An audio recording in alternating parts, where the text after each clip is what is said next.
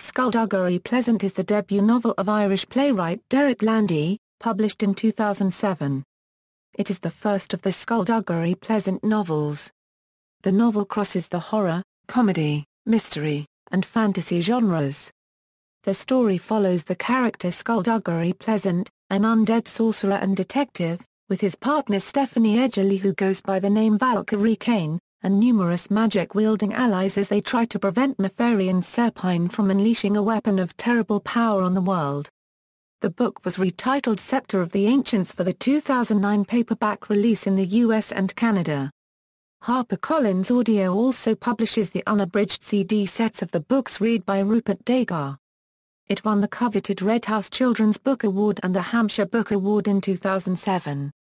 Warner Brothers was at one point in talks to create a live-action film based on the book.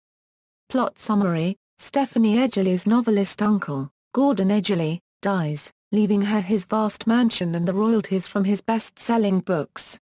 At the reading of the will, a strange man in a tan overcoat, a hat, a frizzy wig, sunglasses and a scarf is present along with Fergus and Beryl, Stephanie's none-too-liked aunt and uncle. Stephanie's aunt and uncle are given something, a seemingly useless brooch, a boat, and a car. Stephanie's parents are left a villa in France while Stephanie is left Gordon's mansion along with all his riches and possessions. Spending a night alone in the mansion, Stephanie is attacked by a strange man around midnight demanding she hands over a key. The man attacks Stephanie when she refuses to let him inside and to give him the key, and the mysterious Mr. Pleasant arrives and saves her, throwing a fireball at the man who is discovered to be fireproof, even laughing and asking for more.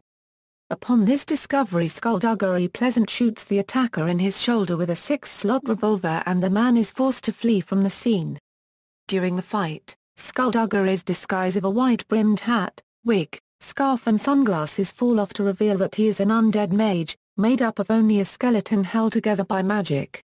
Upon slowly realizing that her uncle was murdered, Stephanie, wanting to escape a previously boring and tedious life, helps Skulduggery investigate his mysterious death. Skulduggery and Stephanie gradually uncover a greater plot for world domination. Stephanie's uncle discovered an ancient weapon used by the first sorcerers, the Ancients, to defeat their tyrannical gods, the Faceless Ones. He sealed this deadly weapon, the Sceptre of the Ancients, in a maze beneath the house Stephanie inherited. The key is in fact the old, insignificant-looking brooch left by her uncle to his other brother's wife, Beryl. Stephanie in Skulduggery, aided by an immensely strong tailor named Ghastly Bespoke, a librarian China Sorrows and an English professional swordswoman Tanith Lowe, attempt to prevent the main antagonist, Nefarian Serpine, from obtaining the Spectre. Serpine once served under the evil wizard Malevolent, who waged a secret war on the wizard community attempting to take over the world. Skulduggery opposed Malevolent in this war 400 years ago, when he was still alive. He became ensnared in a trap by Serpine, his wife and child murdered before his eyes and himself killed after several days' torture by Serpine. He returned from the grave, or rather a river, as a bag of bones and got up to continue the war after putting himself together. Mr. Bliss, China's brother, betrays the sanctuary to Serpine and hands him the scepter. Sagacious Tome, one of the elders, also reveals himself a traitor, and allows the two other elders, Ekan Meritorious and Morwenna Crow, to be murdered by Serpine. Serpine invades the sanctuary and enters the repository. Serpine's original plan was to use the Book of Names to control the world into submission to find the one man who could him how to bring back the Faceless Ones, but he had not realized that all three elders' consent, or their deaths, was needed to remove the defensive field around it to use it. In a fit of rage, Serpine murders Tome. Mr. Bliss then revealed himself as a double-crosser, as he never was with Serpine at all.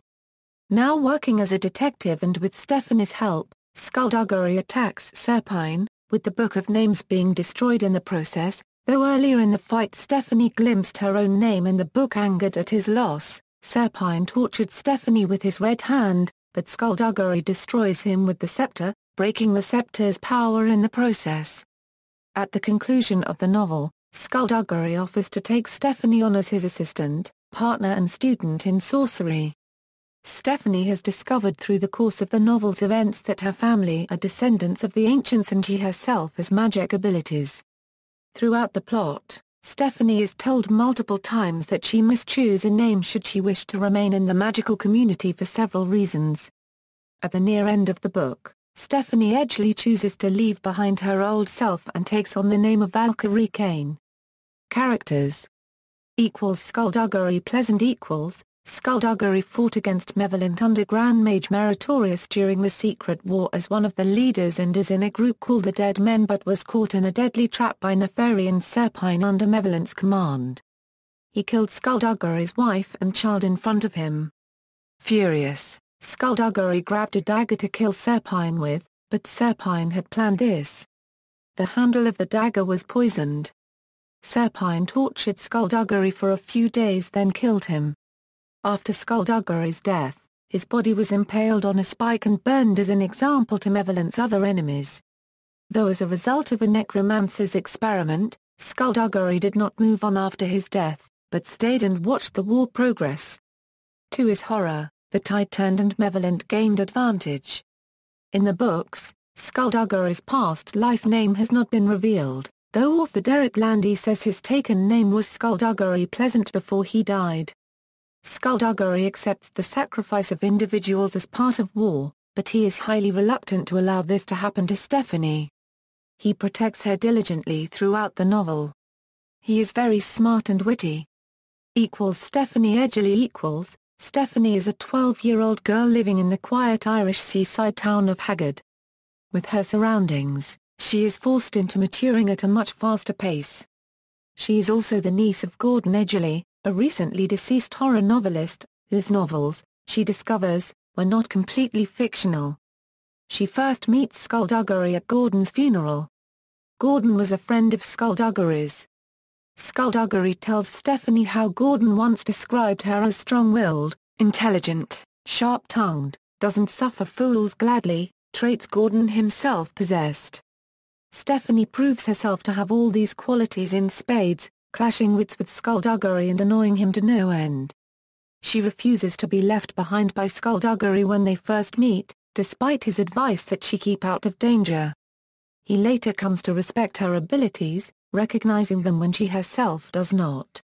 Stephanie despised her boring, ordinary life. She did not have anything in common with her peers and though not disruptive at school, has a healthy disregard for authority. She takes great enjoyment in Skulduggery's more criminal escapades, such as breaking into a museum vault. She constantly proves herself to be every bit the equal of the adults, though some people underestimate her. Her pet peeve is being called child. Though possessing no immediately obvious special abilities, other than fundamental running, swimming and fighting instincts which help her out of trouble at the outset of the novel, Stephanie later learns she is a descendant of the last of the ancients, who was one of the first to discover magic. She begins to develop her magic skills, manipulating air in a climactic battle scene and managing to create fire at the end of the novel. Skulduggery offers to help her master her magical abilities, so that she can assist him in adventures to come. Her main strengths, however, are her intelligence, her will and determination. According to the novel's magical premise, knowing someone's given name gives you a limited amount of power over them. China Sorrows knows Stephanie's name, and uses this knowledge to prevent Stephanie from rescuing Skulduggery. Stephanie takes on the name Valkyrie Cain.